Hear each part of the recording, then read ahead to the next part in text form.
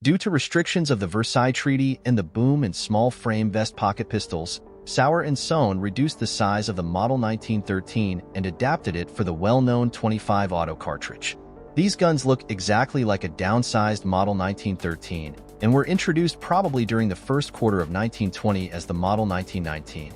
Besides the size, the only difference is the serrations on the breech cap, which extend onto the rear of the slide. The small frame pistols were numbered separately. 3 types of the Model 1919 are known. This particular pistol must be divided into 3 sub-variations. First sub-variation appears to run from 1 to 40,000. It is highly doubtful if this quantity was manufactured. Second sub-variation incorporates a Zusatzsicherung or additional safety, which can be seen between the normal safety lever and top of the left grip. It locked the trigger bar when in use.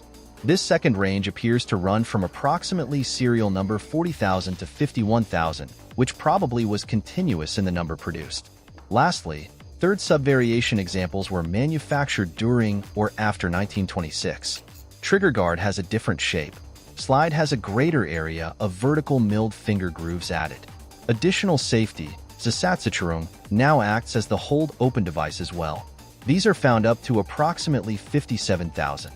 Then a few examples of the first sub-variation are found from 57,000 up to about 62,500. This was, no doubt, usage of remaining parts. Replaced by the WTM in 1929.